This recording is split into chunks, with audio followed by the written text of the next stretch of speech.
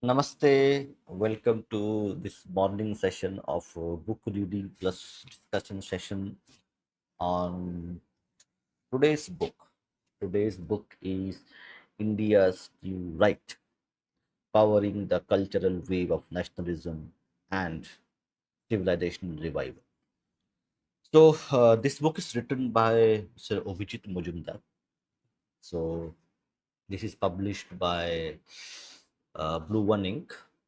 A very interesting book I picked up recently. I went through a few of the chapters and found it pretty interesting in terms of it's very relevant in today's time when we see the so-called nationalist government in center, BJP-led NDA government, and their policies, how they are functioning, how they are transforming Bharat and helping to revive the ancient traditions of Bharat. So let me also give you a brief about the author. Author is Mr. Obijit Mujumdar. He's a journalist, editor, and media entrepreneur with nearly 30 years of experience at India's topmost media houses. He is the co-founder and editor-in-chief of India's first Dolby Atmos enabled audio podcast and video production platform Earshot. So a Bengali doing entrepreneurship, something which looks feels very rare, but here we are. A journalist who is also an entrepreneur. He is also the consulting editor of CNN News 18. Abhijit has been the editor of Midday, Mail Today, Asianet News, English and Hindi, and the resident editor of Hindustan Times, Delhi and NCR editions, and previously Bhopal and Indore editions. Abhijit has interviewed leading politicians such as Amit Shah, Shivraj Singh Chauhan, Sachin Pilot, Smriti Irani, spiritual leaders such as Sri Ravi Shankar, Sister Shivani, film personalities such as Amitabh Bachchan, Salman, and other people. So, as you can see, this is the preface that I'm reading from. So, he's a well known journalist, an entrepreneur now. So, we're going to read a few chapters and also share my perspective. Okay, and also we will take also audience perspective as well. So, this is what it looks like. Civilizational cyclone alert. So, this is a very interesting book. Let me actually also share where you can get this book. So, I can just go to the website.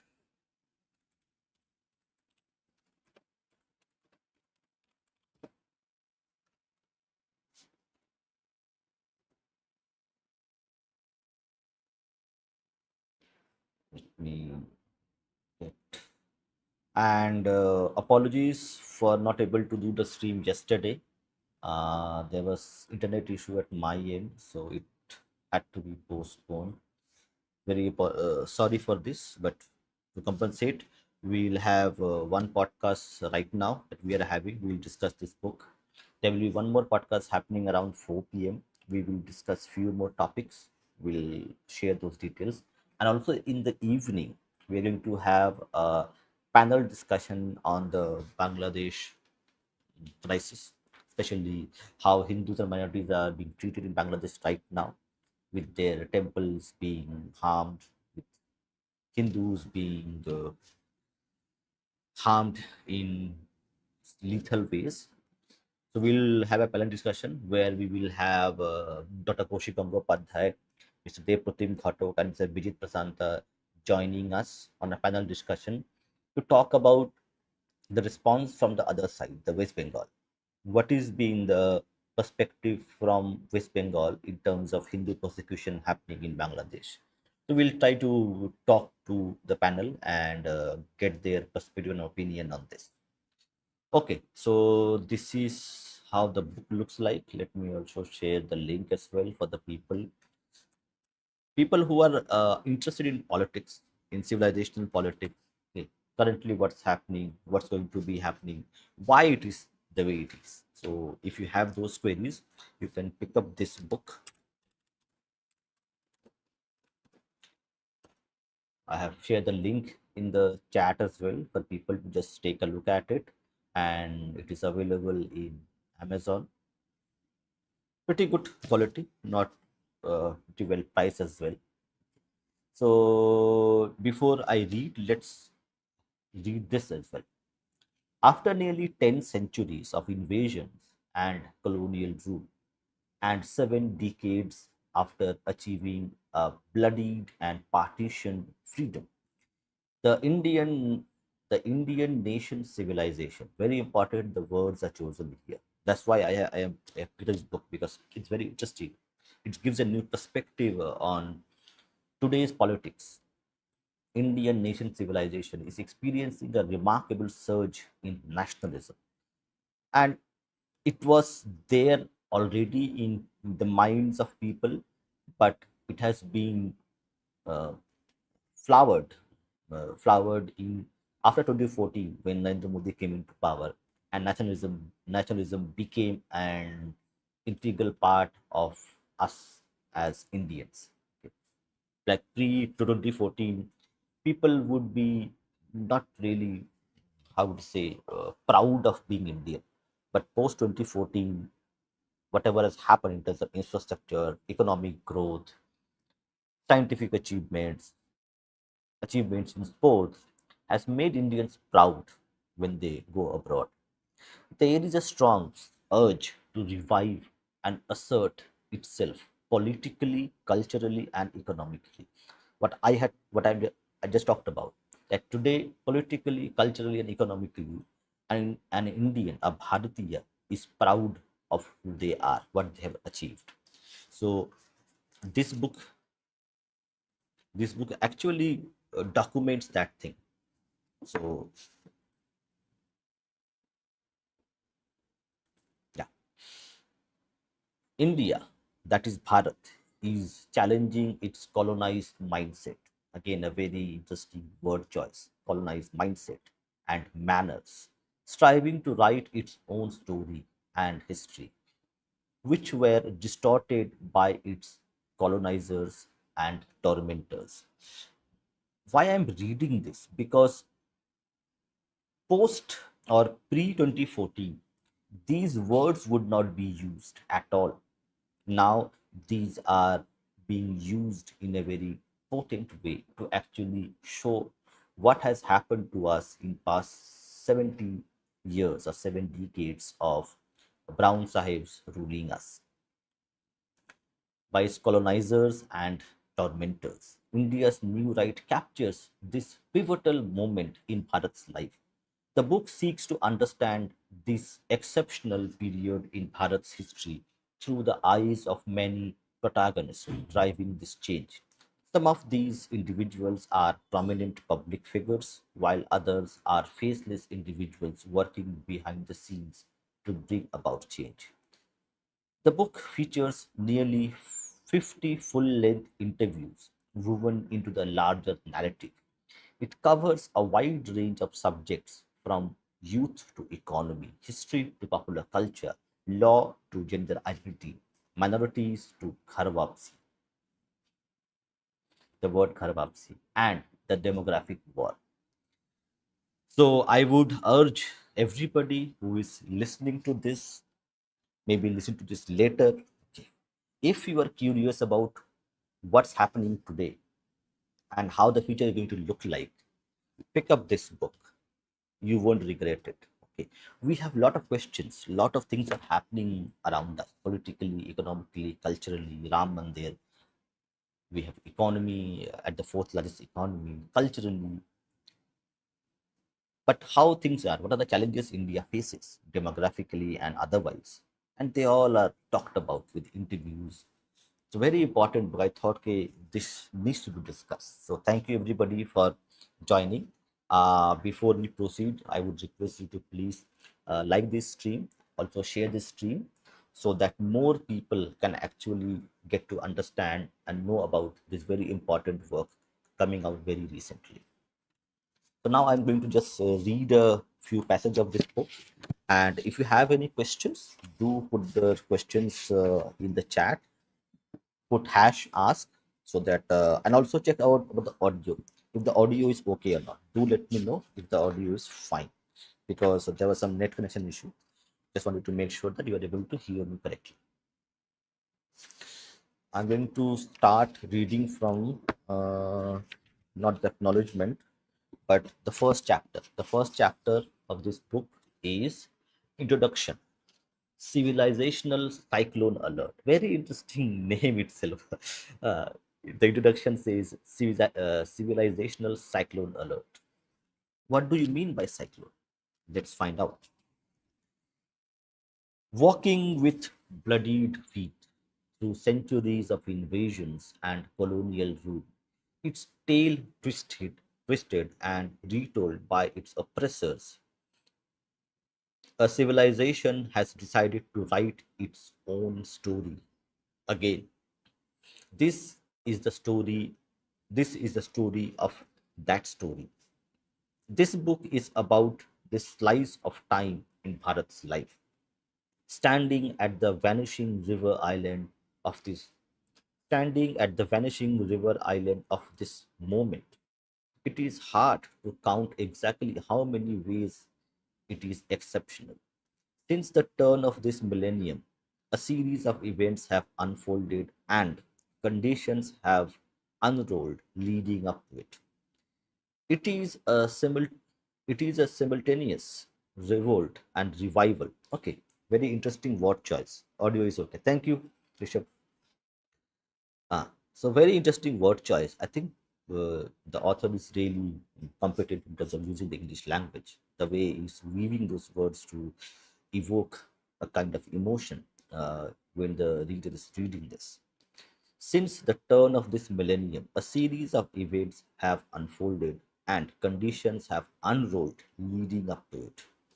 It is a simultaneous revolt and revival that this land, known for centuries as Bharat or Hind long before India, has not witnessed since its freedom from British colonial rule in 1947. If one were to keep aside the epochal political goal of independence, the force of this civilizational resurgence could be the strongest in centuries. There is also a collective desire to move forward from the colonization of the Indian mind. Mm. So we are in the at the cusp, at the time where we are ready to actually move from the colonization of Indian mind. What does it mean by colonization of Indian mind? The book's title is inaccurate. The book's title is inaccurate. One must admit upfront. Bharat does not have a very interesting. Actually, I read it too, but I want to read it to you again because it's very interesting the way it is being viewed around the narrative. The book's title is inaccurate. One must admit upfront.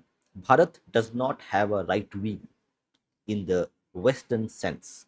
Many nationalists, or Indics, or Dharmics, as many call themselves, do not endorse a pure uh, laissez faire economy without any protection for local industry or the poor. Now, interesting. Let's analyze this specific sentence. Okay. Many nationalists, or Indics, or Dharmics, as many call themselves, do not endorse a pure laissez faire economy without any protection for local industry or the poor. Now, this one sentence actually gives away what's happening today. We have freebie politics where money, food grains, and other incentives are given to the poor people. Electricity, gas, food, cash handouts to the poor people. So it shows, correct, it putting in that one sentence. But Bharat also wants to become a economy where people are able to do their business, be the capitalist that they want to be.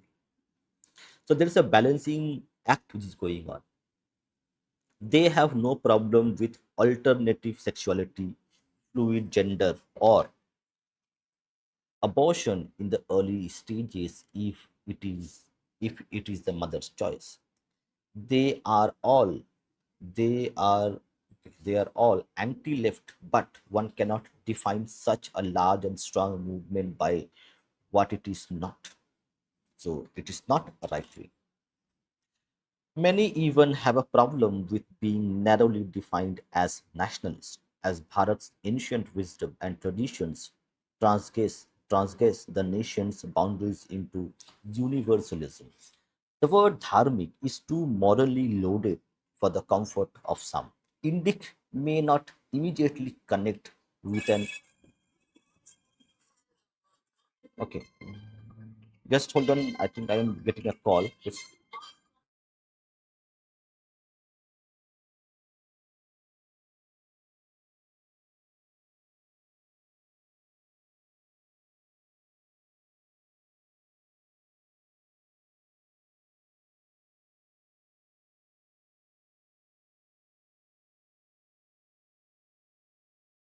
sorry for the interruption. There was a call coming. So, okay, fine. Let me just get this.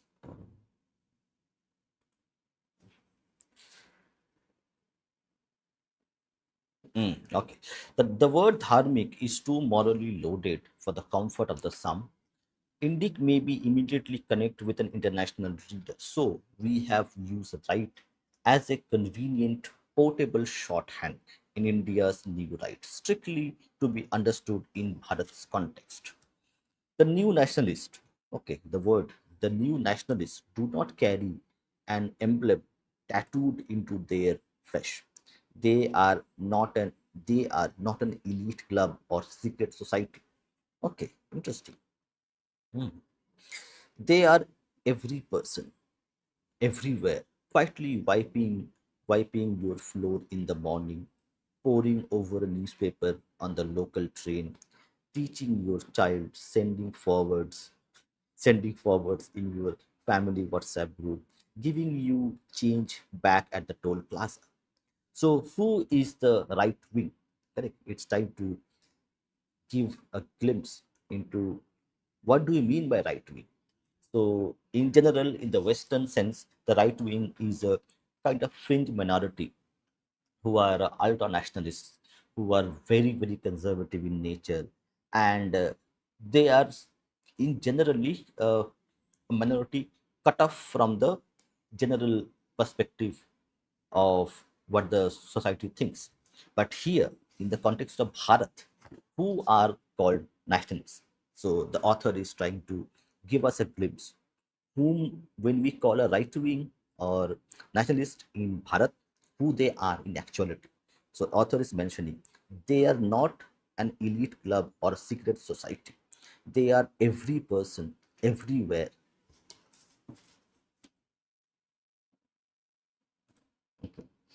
Uh, oh, interesting. So, but correct, but this is something we do not hear in the like intelligentsia. Still, the intelligentsia is something which is a left wing thing.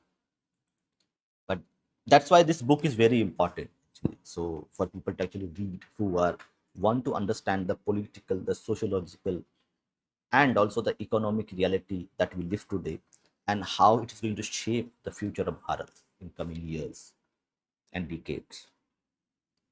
Quietly wiping your floor in the morning, poring over a newspaper on the local train, teaching your child, sending forwards in your family WhatsApp group, giving you change back at the toll plaza, driving your cab, talking talking on TV or YouTube. So they have covered us as well, the so-called right-wing YouTubers. Some people call us sometimes.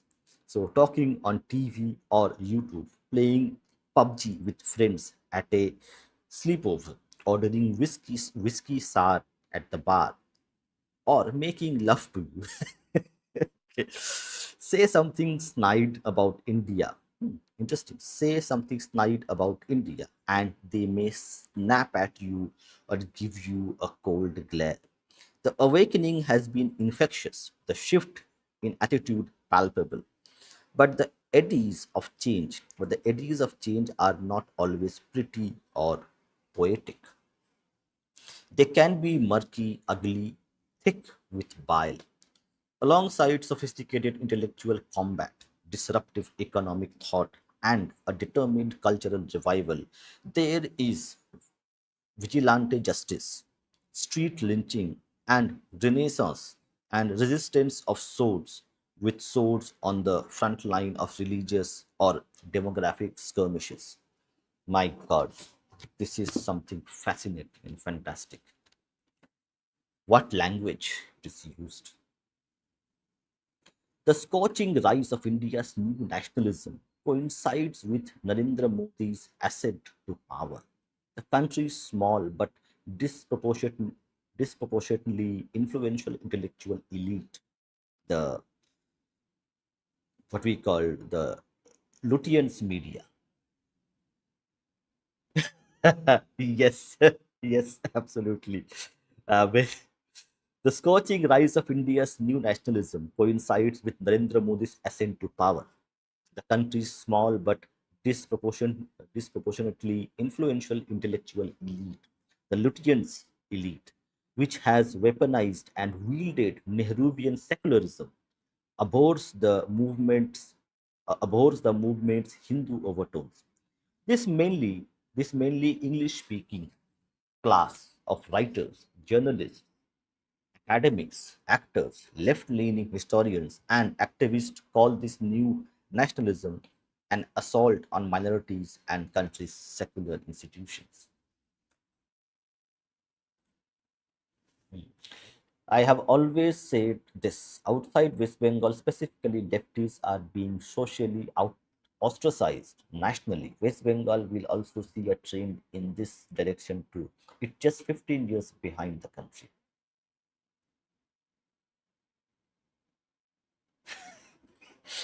Yes, absolutely correct. Yeah, but do check out this book. I have also it's in on the screen itself. Let me also put it as the let me just put this as a pinned comment here so that all you can go on and check this book.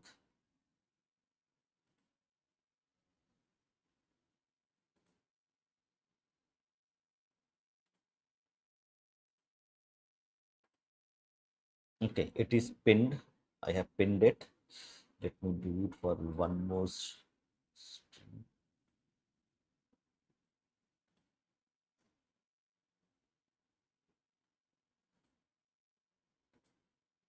Done. So I have pinned it on both, so it should be good now. Okay.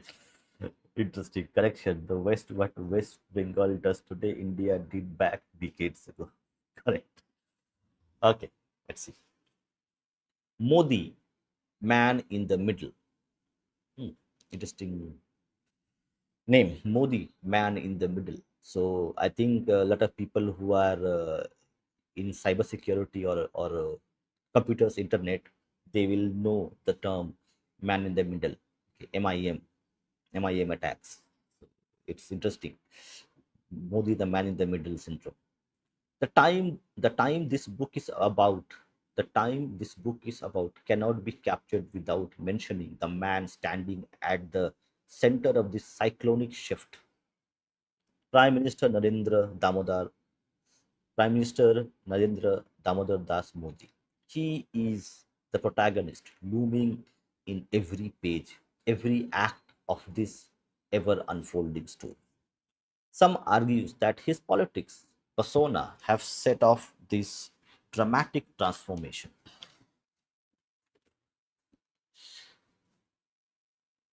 Mm. Dramatic transformation. But it is more likely the other way around. The churn of time has shown up Narendra Modi. Okay, interesting argument is here is that some argue that his politics and persona have set off this dramatic transformation. People think Modi is responsible, or the some people think Modi is the primary protagonist who is making all these changes. But the author says, but it is more likely, this is not the case. It is more likely the other way around. The churn of time has thrown up Narendra Modi. So, this churn of civilizational identity, nationalism, revival of ancient Indian traditions, dharma, it has been going on, as dharma is eternal. And as in Samudra Manthan, we had, correct, wish, we had Amrit, and we have many other things were thrown up by the sea, by the ocean, when the Samudra Manthan happened. So this churn of dharmic revival has given rise to Narendra Modi. So Narendra Modi is an outcome, not the primary protagonist in this ascent of Bharatiya civilization identity. The churn of time has thrown up Narendra Modi. No individual inspires new right or enjoys its trust more than Prime Minister Modi. Even from his own words, the desire to effect profound and millennial changes to set Bharat toward a distant, gilded future and to brush with immortality is clear. Here are excerpts from his recent speeches, including the one delivered after the Pran Pratishtha of the Ayodhya Ram Mandir on 22nd January 2024. The government's third term will lay the foundations. The government's third term, this is the speech which was by given by Mr. Narendra Modi on 22nd of January 2024 at the inauguration of the Ram Temple. The government's third term will lay the foundations of India for the next 1,000 years. Actually, I have jokingly many times while debating my uh, commie converts to Hindutva, and I mentioned that uh, Sangh or the Hindu organizations in general have a 1,000-year plan for Bharat, what Bharat would look like 1,000 years from now. And now even Narendra Modi is telling the same, that they have a 1,000-year plan. Interesting. The government's third term will lay the foundations of India for the next 1,000 years. January 22nd, 2024 is not a mere date on the calendar. It is the origin of a new Kal Chakra, long era. We have to expand our consciousness from Dev to Desh, from Ram to Rashtra, from deity to nation. This is Bharat's time, and Bharat is now going to move forward. After centuries of anticipation, we have reached here. Whether it is replacing King George's cross on the Indian Navy with an image of Chhatrapati Shivaji, renaming Aurangzeb Road, Allahabad and Aurangabad, or installing the Sengal from Tamil Nadu, the Hindu spiritual symbol of justice, transfer of power, and good governance. In the new parliament, Modi displays an irre, irre, okay, irrepressible intent to decolonize. In a speech, he said that whenever we get a glimpse of colonial slavery, even in the tiniest of things within us or around us, we have to liberate ourselves from it. In another speech, he mentioned, for India and the many nations around the world, for countless generations living in the shackles of colonialism had been a compulsion. Since the time of India's independence, a post-colonial era started around the world. Many nations got freedom. Today, there is no country which exists ostensibly as a colony of another country, but that does not mean that the colonial mindset has ended.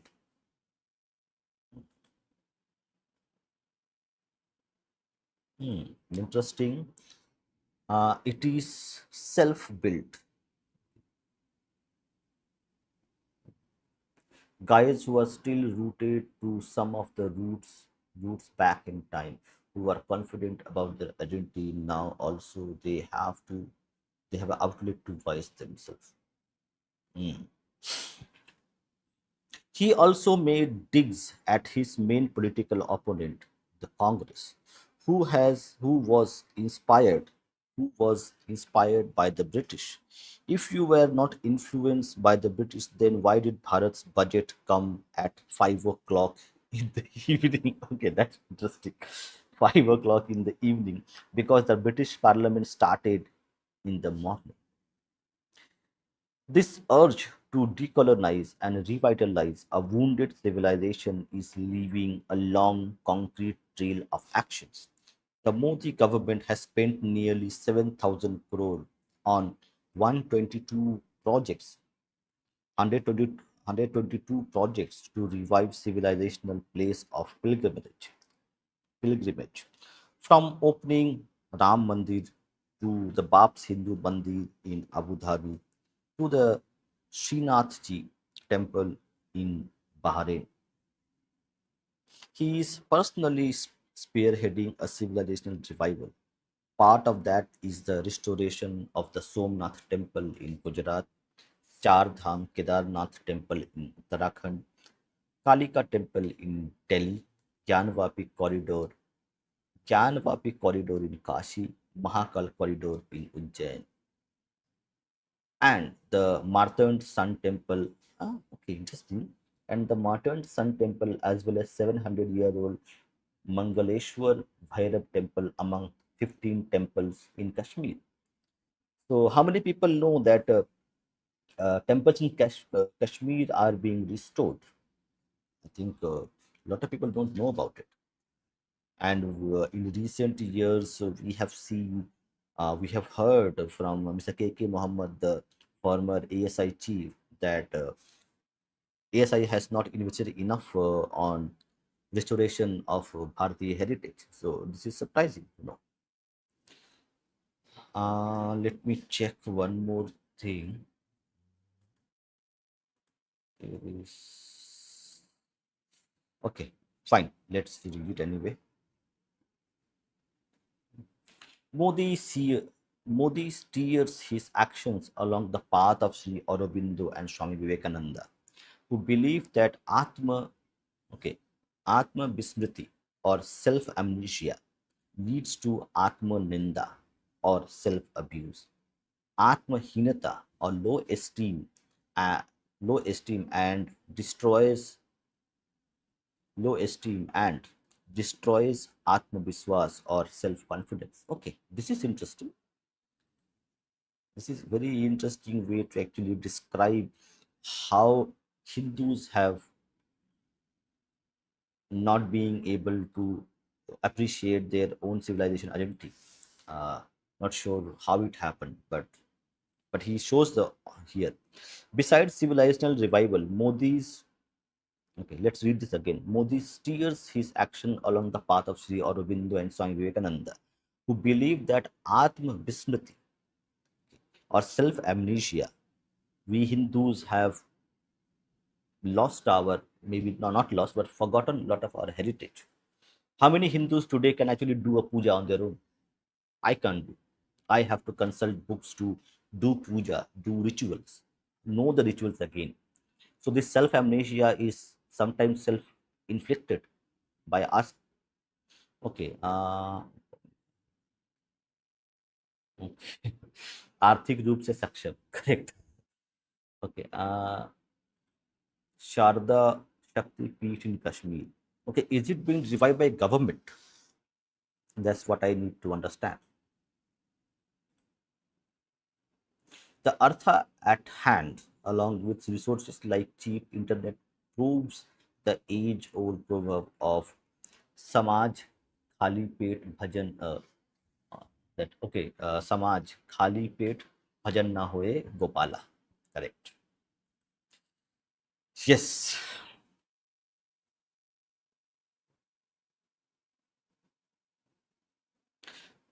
Besides the civilizational revival, Modi's highway of self sufficiency and national pride branches out to every sector from yoga to millets, from patents to Make in India in defense and other sectors. Modi has convinced this generation that the freedom struggle, which was incomplete in 1947, is now being completed. The nationalist index Dharmiks assert that their target is not minorities but the abiding and destructive but the abiding and destructive minoritism of an intelligentsia patterned by 7 decades of state patronage from the dynastic center left Congress party.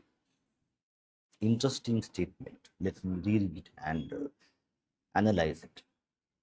The nationalist Indics or Dharmics assert that their target is not minorities but the abiding and destructive minoritism of an intelligentsia fattened by 7 decades of state patronage from the dynastic center left Congress party. They say their resistance is against the British and the communist distortions of history, which cover up the genocide. Okay, which cover up the genocide of Hindus by Islamists from centuries on a globally unparalleled scale. Just okay, on this context, we had one of the author who wrote another book called can't find the book now. Yeah, but there's one more author who has said Hindus are a global minority in terms of numbers of demographics. So here also the author is saying they say their resistance is against British and communist distortions of history, which cover the genocide of Hindus by Islamists for centuries on a globally unparalleled scale, just for the sake of secularism. Their anger is directed against the media and the academia for subverting rich pre-colonial, pre-Islamic Indian knowledge, heritage, and achievement, while unquestioningly playing the minority victimization trope. In modern India, majority of Hindus have borne the brunt of partition on the basis of religion, religious violence, and discrimination as part of state policy. The Dharmiks argue their revolt has been against endemic corruption and the cornering of nations' resources by tiny but all-powerful liberal elitist networks.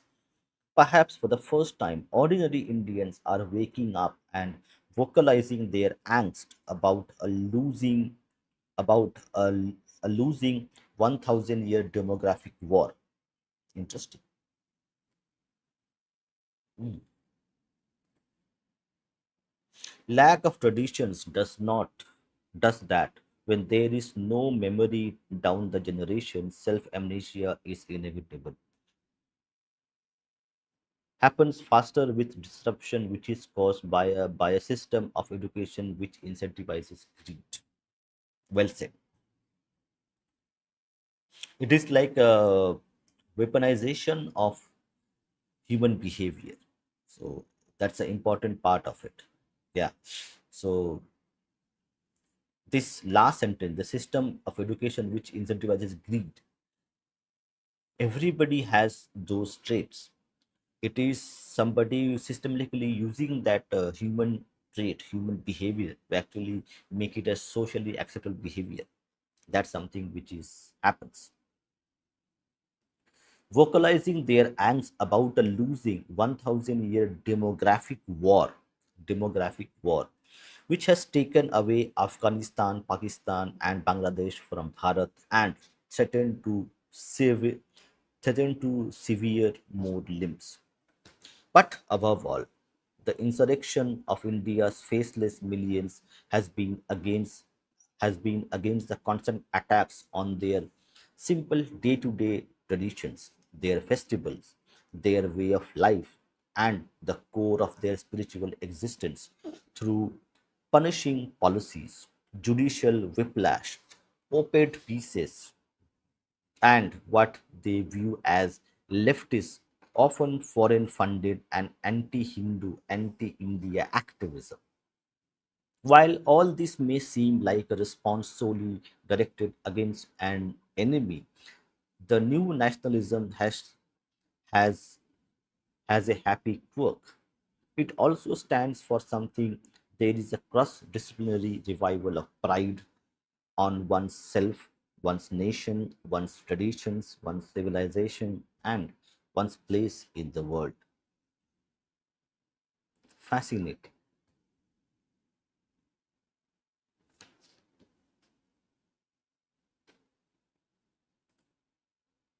Yes, absolutely.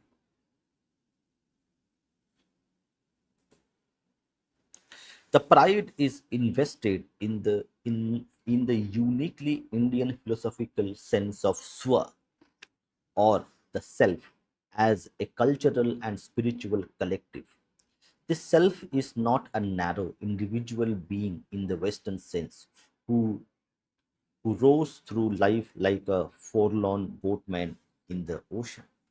Down the ages, Swa has manifested itself in Swasiksha, own education, Swabhasha, own language, Swabhiman, self respect, Swabhumi, own land, Swadharma, own duties and virtues, and Swaraj, self rule.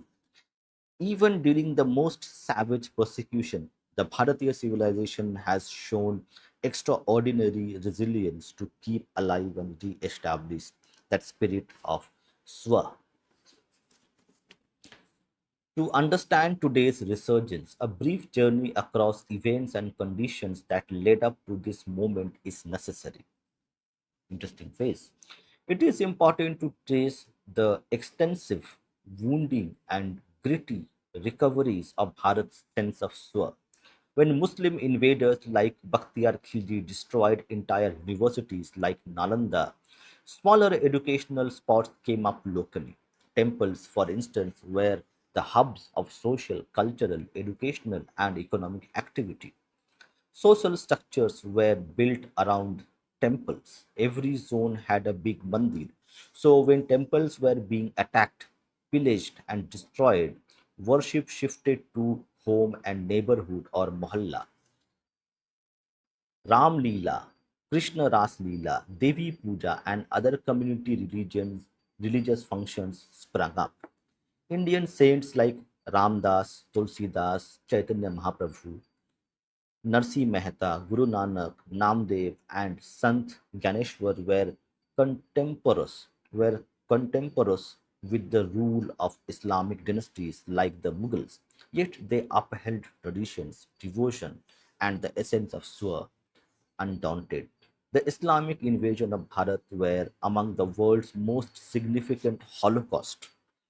In his book Growth of Muslim Population in Medieval India, historian K.S. Lal estimates, detailing events and studying the population of India between 1000 Common Era CE to 1500s Common Era, that 60 million to 80 million Hindus were slaughtered by the invaders.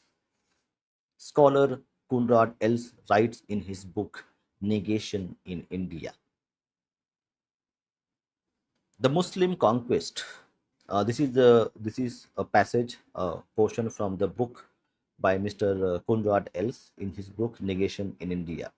The Muslim conquest down to 16th century were for the Hindus a pure struggle of life and death. Entire cities were burned down and the populations massacred, with hundreds and thousands killed in every campaign and similar numbers deported as slaves. Every new invader made often literally his his hills of Hindu skulls. Thus, the conquest of Afghanistan in the year 1000 was followed by the annihilation of the Hindu population. The region is still called Hindu Kush, meaning Hindu slaughter.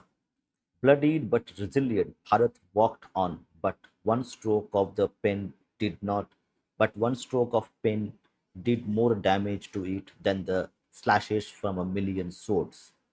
If there was a single biggest assault on the sense of Swa, It was creation of the English Education Act 1835.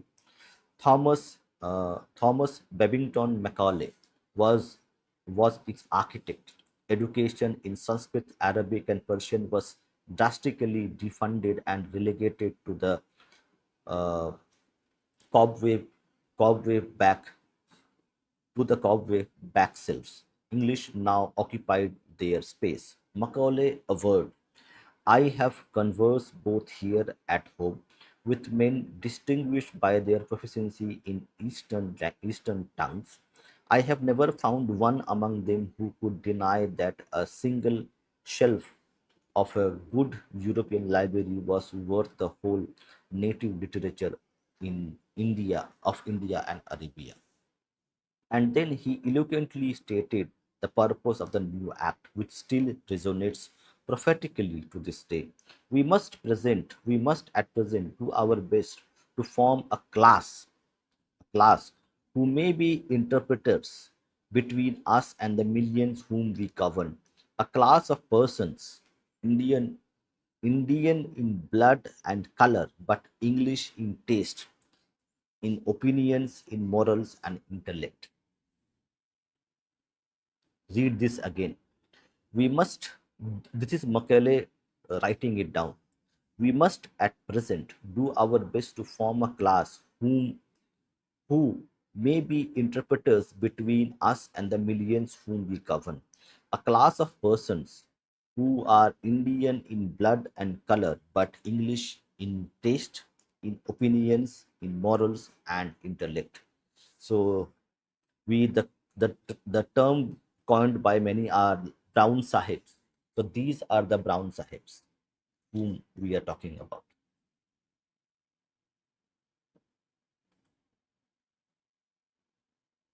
This English Education Act and minutes of Macaulay are now being saved from criticism by some those fringe minority intellectuals, saying they are apparently different way of being. Absolutely. Yes. See, the beneficiary class will always find ways to make things happen. Nearly 2000 years later, Bharat's English speaking elite remains the most vocal opponent of decolonizing the nation's mind. Even after independence, India, under its first Prime Minister Jawaharlal Nehru, chose a colonial continuity in education and outsourced.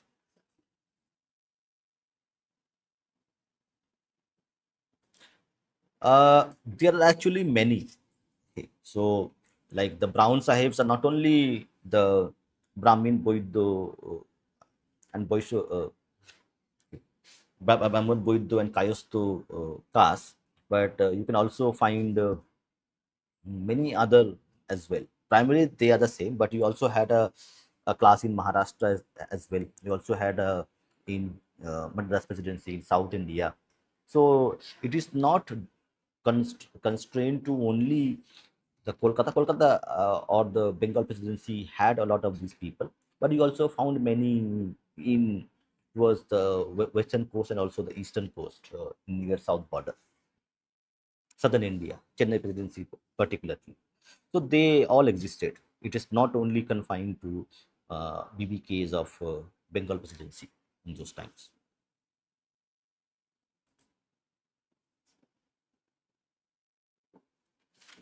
Okay, it's nearly 200. Okay. And outsource history and humanities to entrenched leftist academic syndicates. His okay, he's talking. Okay, he's using a very important term. India, under its first Prime Minister Jawaharlal Nehru, chose a colonial continuity in education and outsourced history and humanities to entrenched leftist academic syndicates. Syndicates, head jobs. History was distorted to underplay the immense achievement of pre British and pre Islamic Bharat and to whitewash the flagrant genocide of Hindus, Sikhs, Jains, and Buddhists. Thereafter, Postulates like Aryan invasion theory, which have been thoroughly discredited later, were invented to belittle India's indigenous achievements and suggest suggests that Aryans were actually European people who came on horseback, defeated the inferior people of this land, settled here, and triggered a great intellectual leap by composing Vedas, Upanishads, and other defining texts. The Saraswati, now dried up river on the banks of which swaths of this civilization flourished, was rendered mythical. The existence of destroyed Ram Mandir at Ayodhya, over which Babri Masjid was built, was denied till the masjid was destroyed 463 years later after it was built. An archaeological survey team with a Muslim on it, K.K. Muhammad, found pillars of raised temple, and Hindus won the case after 70 years of litigation.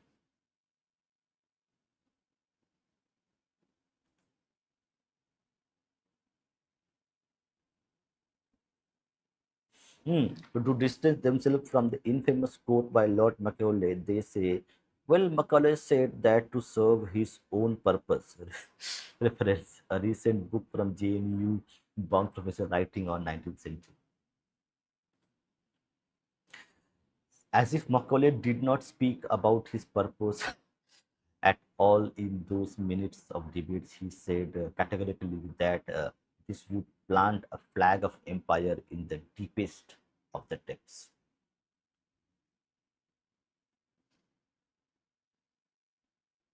While independence could have been the occasion to earnestly begin the process of breaking away from the traumatic immediate past, colonize, colonized society, uh, colonized society and education, and consciously acknowledge and initiate reconciliation with the truth of a 1,000-year Holocaust, the Brown Sahibs from Macaulay's laboratory stopped any of that from happening.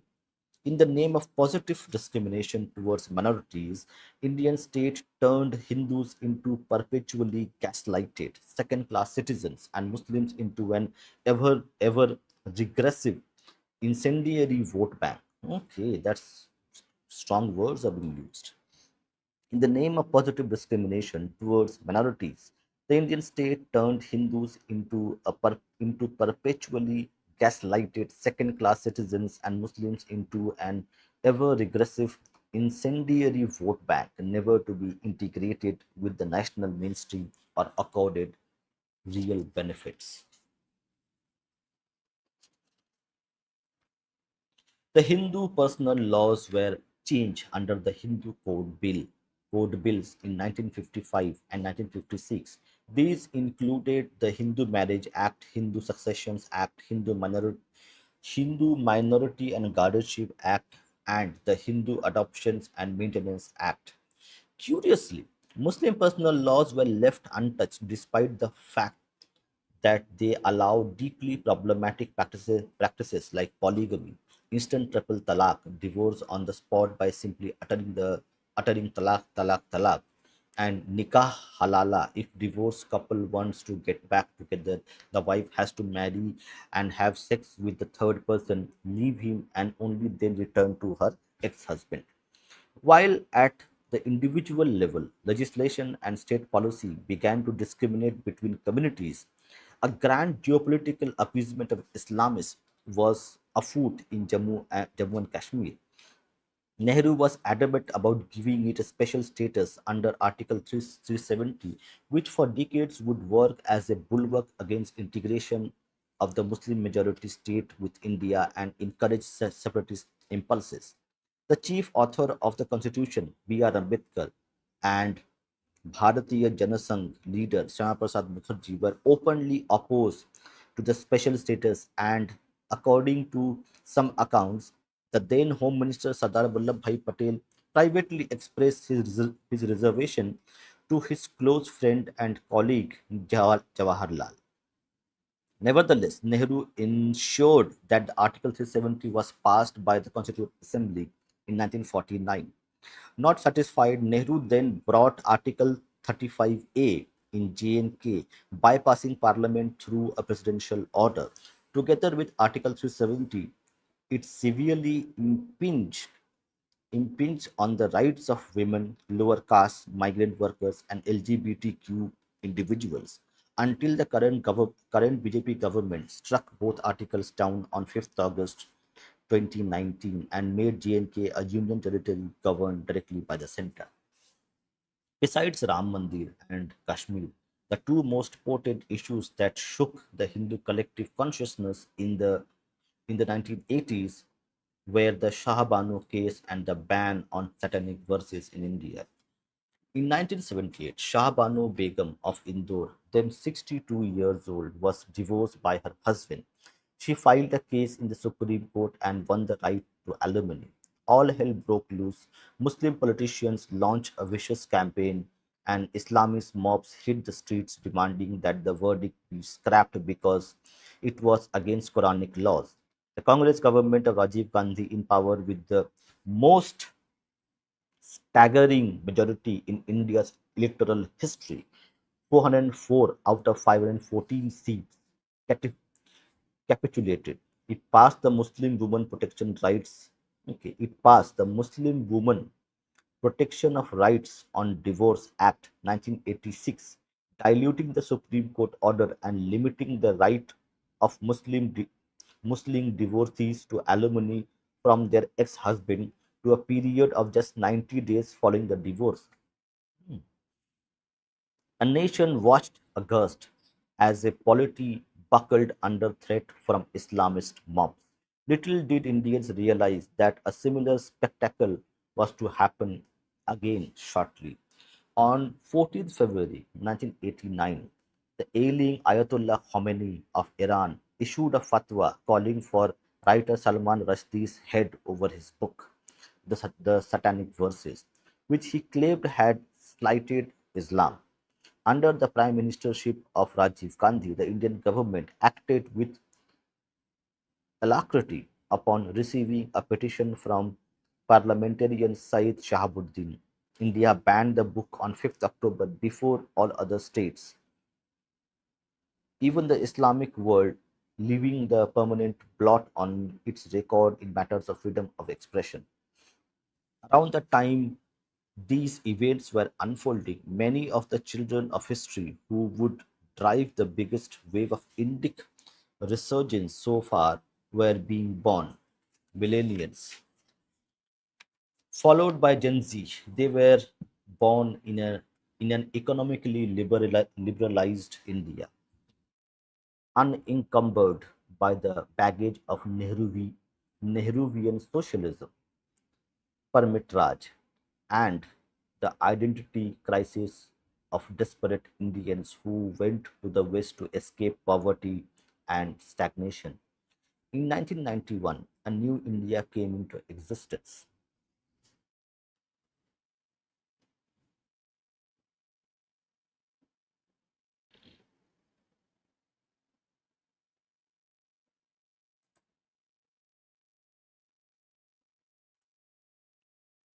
Biography of Vidyasagar by his brother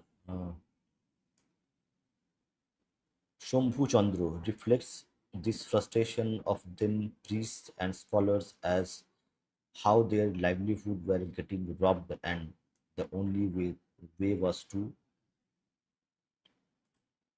settle in the new city and get a job there just to have a semblance of normal life. Autobiography of Raj Narayan Bose, grandfather of Rishi Aurobindo, to provide deep insight into these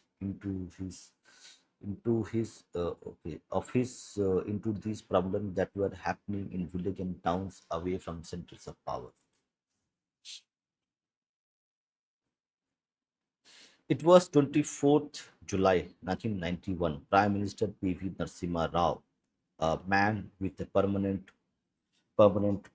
pout and very few words, announced the abolition Abolition of Industries Development and Regulation Act 1951.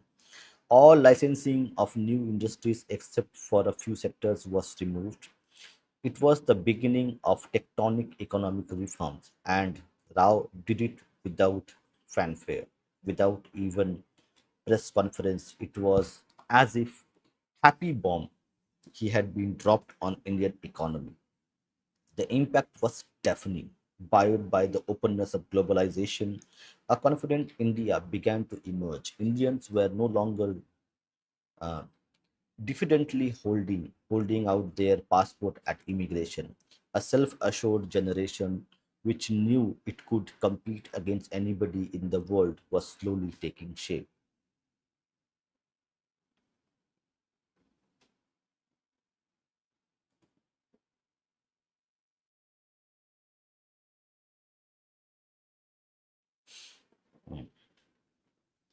This is one of the most profound turning points in the modern Indian life. The opening up of the economy, the advent of the internet, and the arrival of social media, Facebook, Twitter, both launched in India in 2006, were directly responsible for the political change we are witnessing today. These events started shaping a citizenry that would not accept uh, chicanery and corruption and was armed with very powerful tools to fight against them. While liberalization brought a certain confidence and prosperity among a large section of population which had remained untouched by these changes.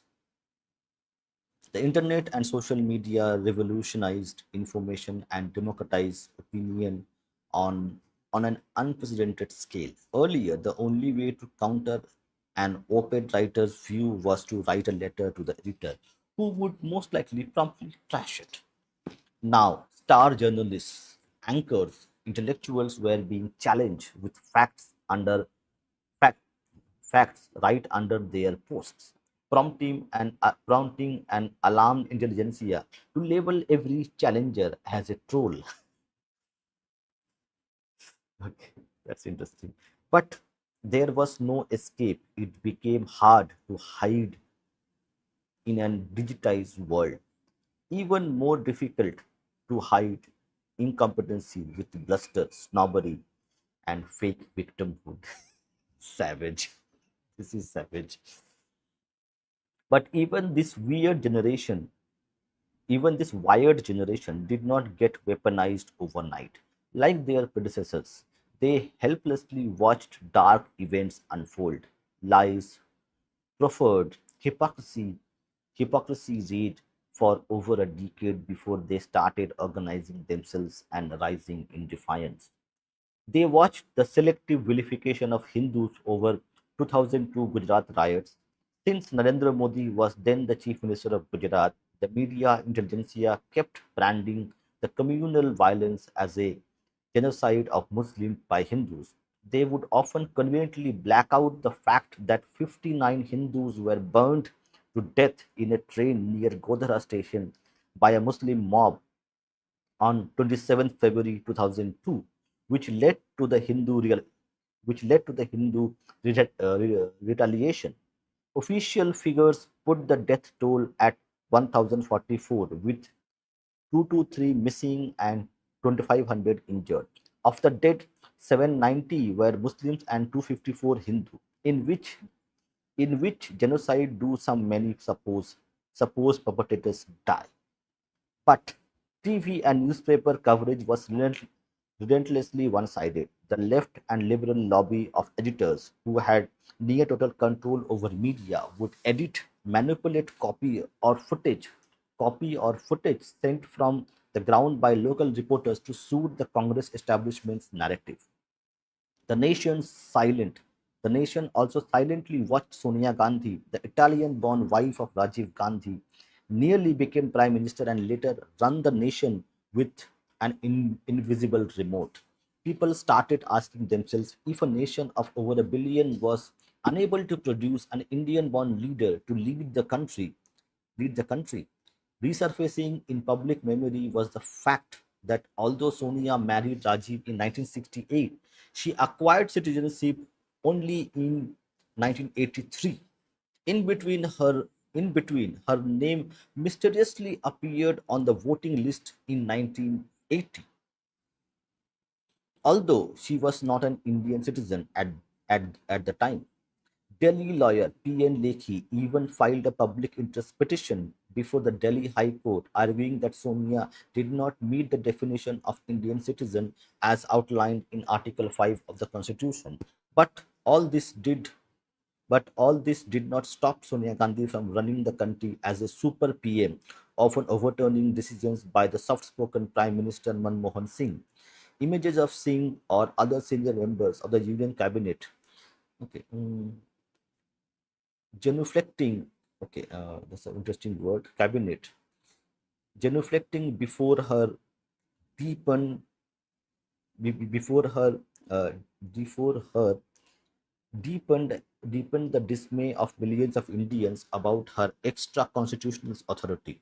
She reinforced the tyranny of the unelected by creating National Advisory Council to advise the Prime Minister.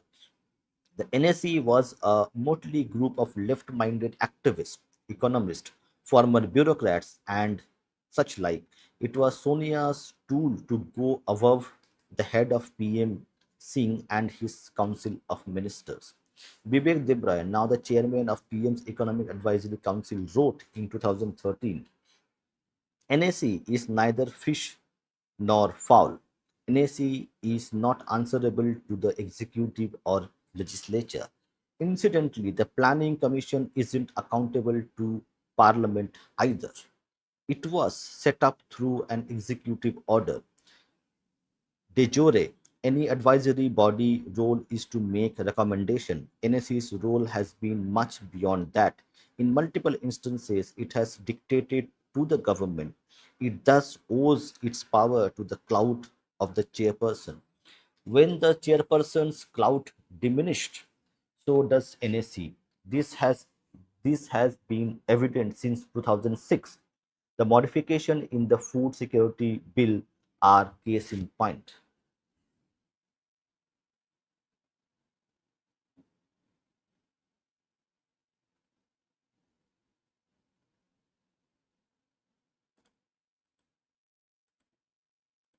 Hmm.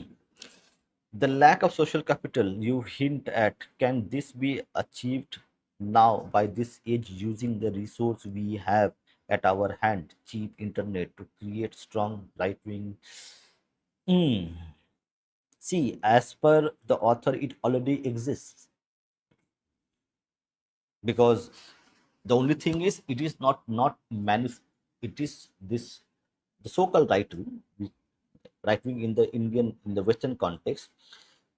It already exists, but it is unable to coalesce and form potent institutions, networks, which will actually manifest the social capital to something which is, uh, will last a long time, like building institutions, building networks, helping communities come together and help each other and build, form organizations which will work and survive for next 1000 years.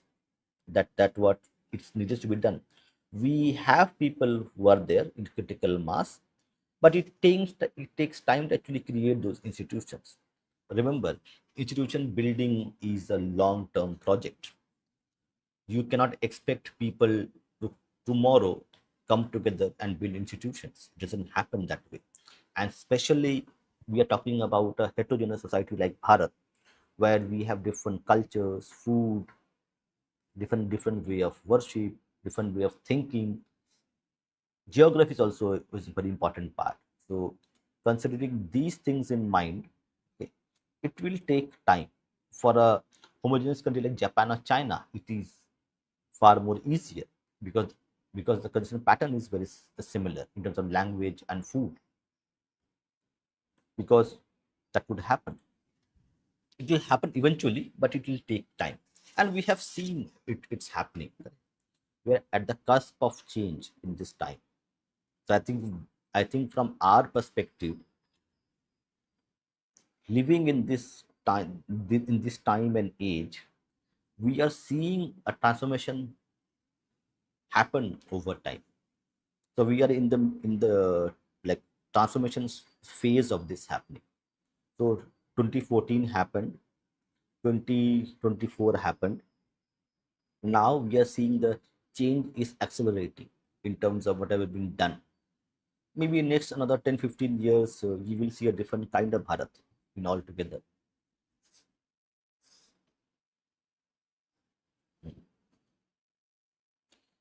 So does NACs. This has been evident since 2006. The modification in the Food Security Bill is the case in point. A nominated, not elected oligarchy determines the fate of millions. That this is done in the name of poor is beside the point. Most damage to the poor has been done in the name of the poor. Important words. Most damage to the poor has been done in the name of the poor. The Indira Gandhi's famous slogan, Garibi Hatao. She never abolished Garibi, but she used the same poor to again make them poor. Borrowing from George, Borrowing from George Orwell's evocative descriptions in 1984, there are the proles, Indian poor, and NAC, and the NAC represents the inner party. This is crony socialism at its worst. While crony socialists, nice words, while crony socialists were dictating policy, the United Progressive Alliance (UPA), governed, run by the Congress with other friendly secular parties, was not disappointing the crony capitalists either. Scam after scam started getting exposed, mainly by the Controller and Auditor General's office. In the 10 years of UPA was in the office, more than 10 major economic offenses were carried out, from the allocation of 2G mobile spectrum to coal blocks, from the purchase of Augusta Westland choppers to check check Tatra trucks for the defense forces, from siphoning of funds for the Commonwealth Games to cricket spot fixing in Indian Premier League, from B. Ramalinga Raju cooking Satyam's books to politicians and bureaucrats grabbing army land to build a high-rise called Adarsh on the Mumbai seafront. Very few areas were left untouched. During those years, phone banking came to mean wealthy industrialists could simply call public sector banks and get bad loans worth hundreds of crores using political clout. Interesting words. This wanton corruption was to prove this wanton corruption was to prove the UPA regime's undoing, as the nation appeared like a moving ATM van, from all to loot but none to steer. Citizens' anger was slowly building up for a tornado like anti corruption movement. The landfall was 2011.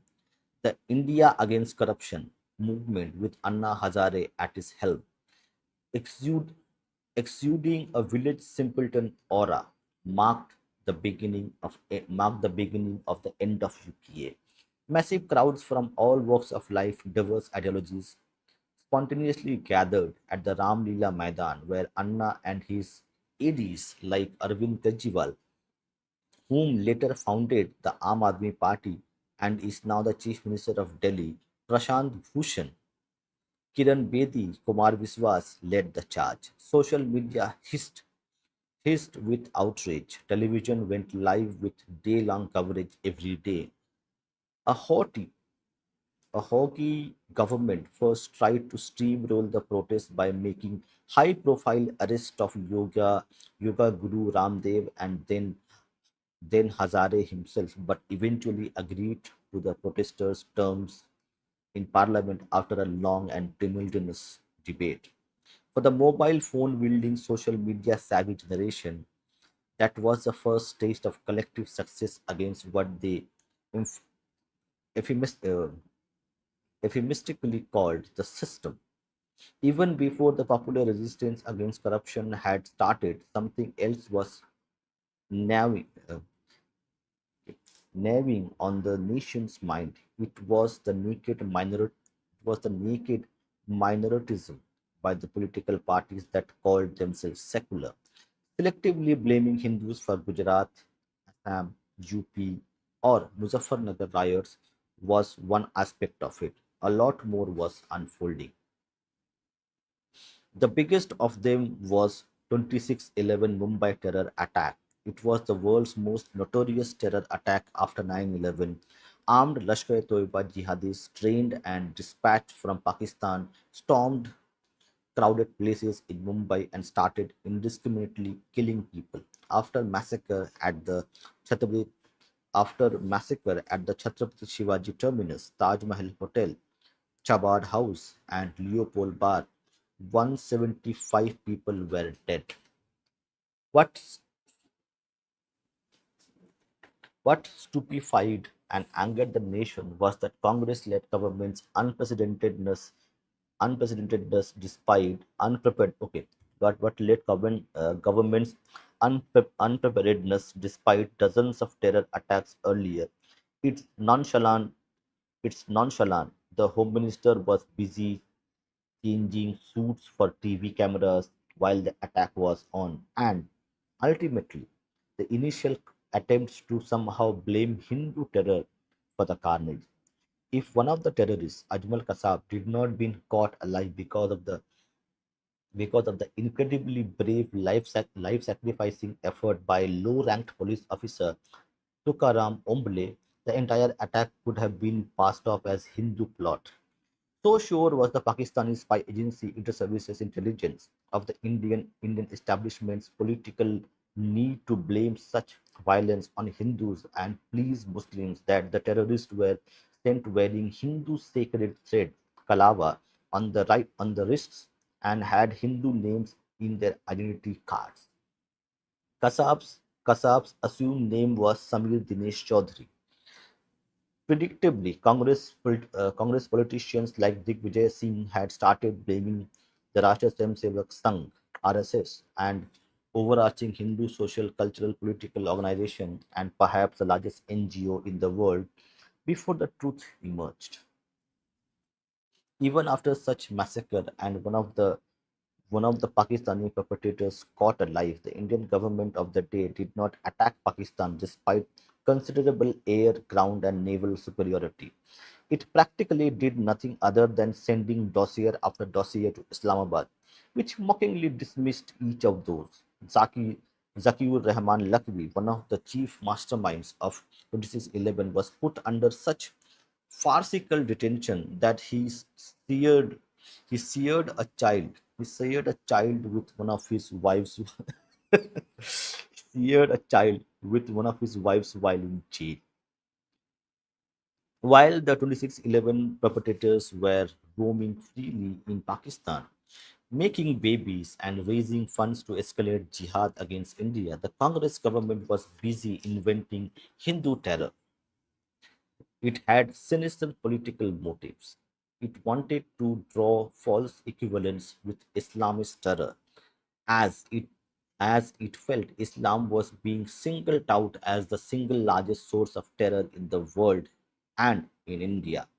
To save Muslims from embarrassment, the party was willing to concoct evidences completely disregard facts. From 2007 Samjhauta Express blast to the 2008 Malegaon explosion, every single case of Hindu terror started falling flat in courts.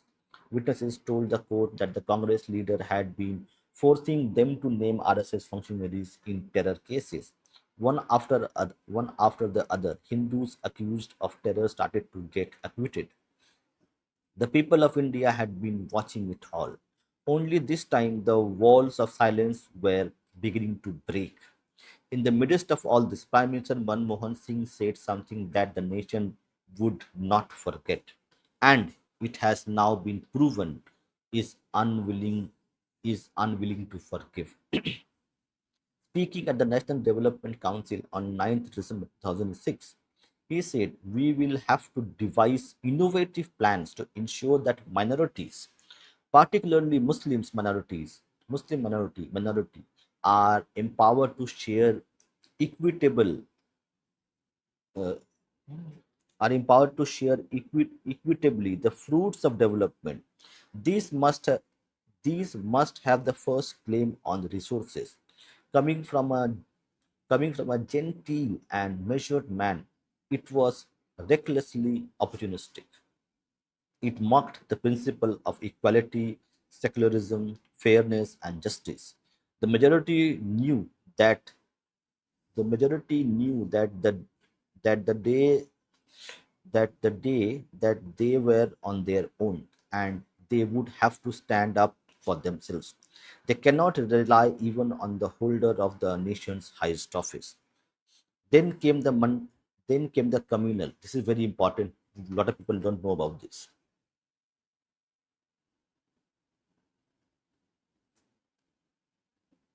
Hmm. This is very important part that we do not know actually. A lot of people don't know. Then came the Communal Violence Bill of 2011, or the Prevention of Communal and Targeted Violence, Access to Justice and Reparations Bill 2011. For sheer gall, it deserved a medal. It was it was the audacious handiwork of Sonia Gandhi's hand-picked and unelected NAC.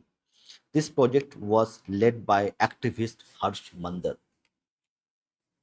The document was an exposition of Congress establishment's anti-Hindu fantasy. It sought to permanently portray Hindus as the perpetrator of any communal violence anywhere in India, and minorities as perpetual victims. Its scope encompassed the whole of India, undermining federalism since law and order is a state subject. This is how it defined communal violence. Pay attention to the word group, because therein lies the devil. Communal and targeted violence means and includes any act or series of acts, whether spontaneous or planned, resulting in injury or harm to the person and to the person or property, knowingly directed against any person by virtue of his or her membership of any group, which destroys the secular fabric of the nation. And what is a group? Group means religious or linguistic minority in any state in the Union of India, or scheduled caste and scheduled tribes within the meaning of clause 24 and 25 of Article 366 of the Constitution of India emphasize. So, upper caste Hindus would always be deemed perpetrators and not victims, even if they were torn apart by violence, which they repeatedly have been from the Mopla riots to the pogrom of Brahmins after Gandhi's assassination to the Kashmiri Pandit exodus. The bill clearly defined victims as only minorities.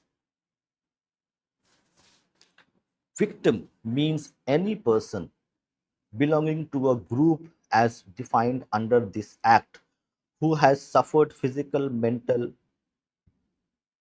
Okay, so use the word victim means any person belonging to a group as defined under this act who has suffered physical, mental, psychological, or monetary harm or harm to his or her property as a result of commission of any offense under this act, and includes his or her relatives, legal guardian, and legal heirs wherever appropriate. And according to the bill, only the majority community was capable of hate propaganda, not minorities or lower castes. Hate propaganda, notwithstanding anything contained in any other law for the time being in force, Whoever publishes, communicates, or disseminates by words, either spoken or written, or by signs or by visible representation or otherwise, okay, visible representation and or otherwise acts inciting hatred against clear and present danger of violence against group or persons belonging to that group. The communal agenda of the bill was too blatant, was so the communal agenda of the bill was so blatant and dangerous that even Digvijay Singh, in a rare moment of reason, rejected it. Senior journalist J.R. Jagannathan wrote, first, it is surprising why an unelected body like National Advisory Council, which is home to Sonia Gandhi's groupies, was allowed to draft a bill that is so crucial to communal harmony. This is a bill that requires a national consensus, and getting a bunch of Congress leaning activists to masquerade as voice of civil society is nonsense. Second, the bill is itself communal.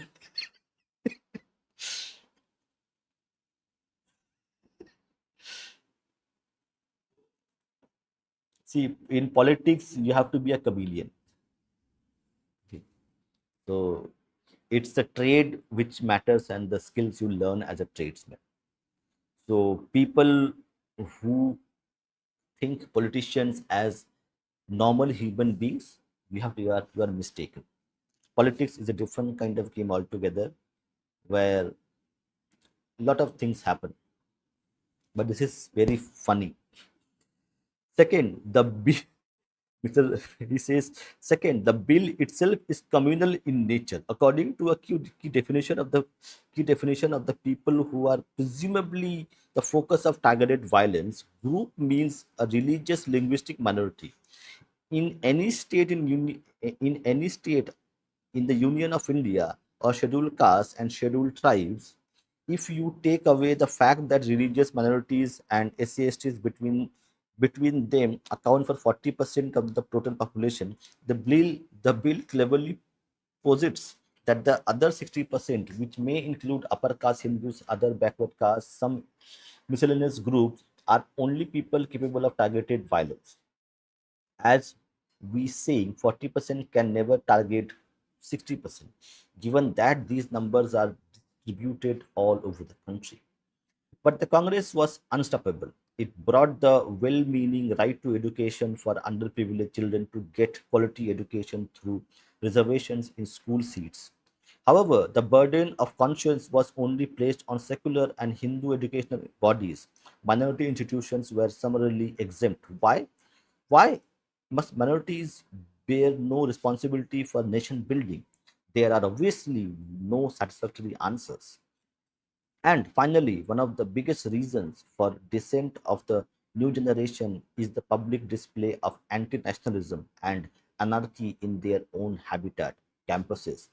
There has been brazen communist and Islamist radicalization in institutions like Jawaharlal Nehru University, Jadavpur University, Jamia Millia Islamia, Aligarh Muslim University, and the Film and Television Institute of India, often led by their left leaning Islamist minded faculty. These cabals actively persecute nationalist or Hindu voices.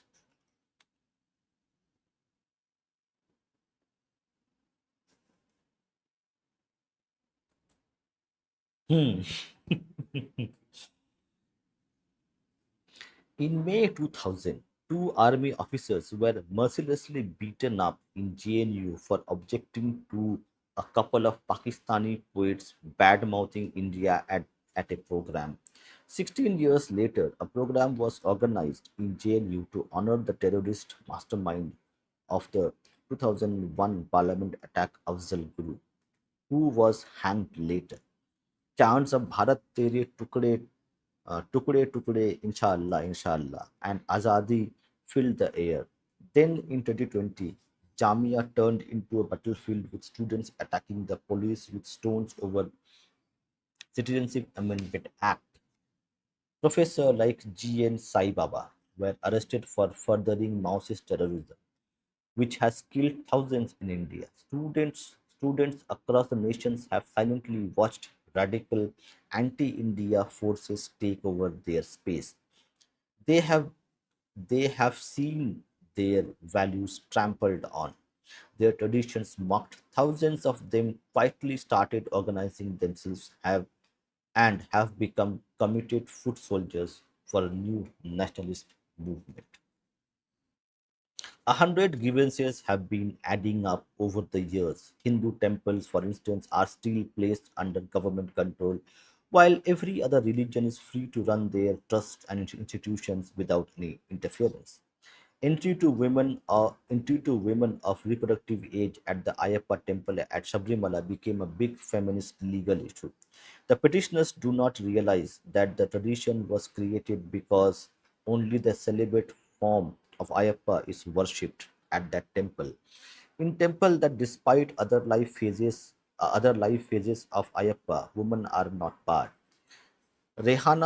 Fatima, a Muslim activist, reportedly tried to enter the Sabrimala temple carrying sanitary pads.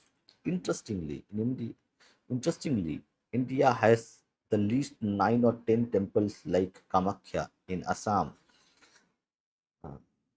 Attukal Bhagyavati temple in Kerala, Brahma temple at Rajasthan's Pushkar, Devi Kanyakumari temple in Tamil Nadu, and Durga Mata temple in Bihar's Muzaffarnagar, where men are not allowed to enter year round or during certain days.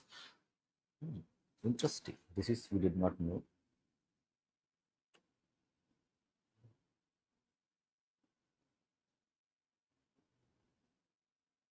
Also, the near total absence of women in mosques was never raised.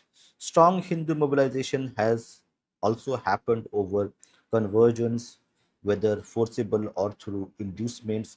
More and more youngsters have become aware of the demographic war across centuries that has taken away Afghanistan, Pakistan, and Bangladesh from India. Cases of love jihad, where Muslim youth convert and marry Hindu women, often under the false names and pretexts, have also galvanized young Hindu men and women. While the new nationalism surged, the ranks of one of its chief rivals, the RSS, swelled. In March 2023, the stated while the new nationalism surged, the ranks of one of its chief drivers, the RSS, swelled. In March 2023, the Sun stated it had 72,000 shakhas or centers in the country and target was to increase it to 1 lakh by 2025, the centenary year of the RSS. This marks a significant increase from 57,000 shakhas in 2019, with the Sangh having added 19,584 shakhas since 2010, representing the highest growth in the organization's history. Specifically between 2010 and 2014, when BJP was still out of power, RSS added approximately 6,000 new shakhas. The organization has intensified its effort in certain states where politics and demography present greater challenges. For instance, in Bengal, the Sangh aims to incorporate 700 new shakhas by 20, by 2024, supplementing its existing 1900. The age profile of RSS members has also decreased sharply. About 60% of RSS shakhas are composed of school and college students, while nearly 29% consist of young businessmen and traders. Interest in the RSS has surged.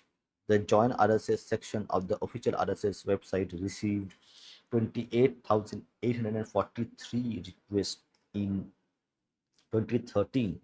By September 2019 alone, that section has had received 1.03 lakh requests. The RSS run Ekal Vidyalayas or one teacher schools have proliferated rapidly, just like water hyacinths. There were 27,000 Ekal Vidyalayas in 2010, 34,000 in 2011, and 51,717 in 2013. By August 2020, the number had surpassed 1 lakh 3,000, with 2,100 schools located in remotest corners of the Northeast. Recently, there has been significant growth in Ekal Vidyalaya in Kashmir. The RSS anticipates that there will be over 2 lakh single teacher schools by 2030. RSS is building society, not RSS is building society, not an organization. Change is Change is the exhibition of the power of Sangh, says top RSS leader. But the RSS is just one crucial piece of the Indic resurgence. It is undoubtedly one of the main thought enablers. However, there are millions outside the formal Sangh fold who are quietly doing their bit for the civilizational cause.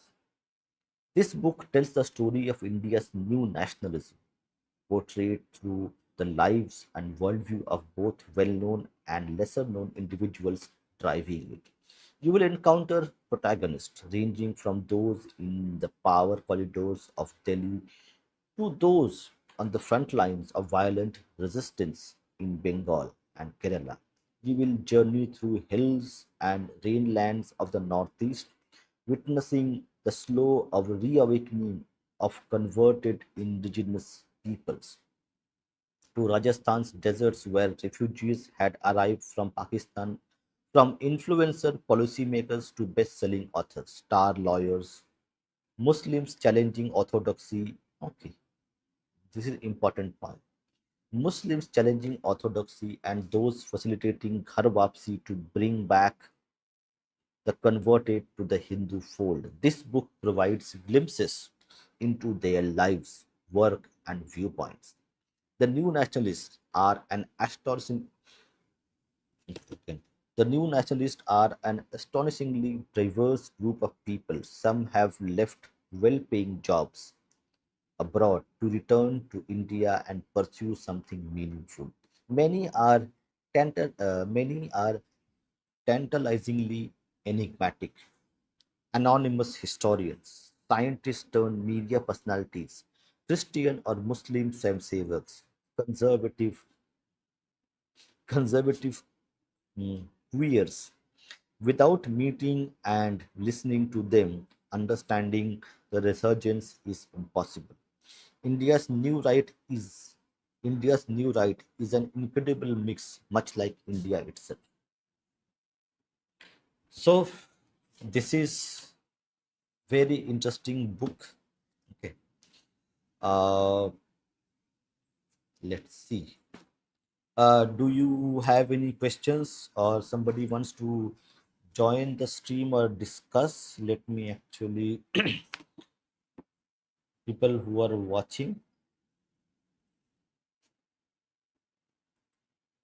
or else we will again start a new stream at 4 p.m. So then we can talk. But people who want to talk about this book or whatever we have read, you can come and discuss for next around 15 minutes. Or else we will end our stream for today. We'll be again back at 4 p.m. to read one more book and discuss that book as well. And we also continue these as well, the book readings, so that people are aware of more aware of these things, these books specifically which talk about the new right or the new renaissance that we see. So the next chapter we will read is the new species of Sang. We're going to read it that. So thank you very much everybody for joining, and see you at 4 p.m. and also at 8 p.m. So we have 3 podcasts scheduled. This is the first one. We'll again have at 4 p.m. and again at 8 p.m. So Jai Shri Ram, Vande Mataram.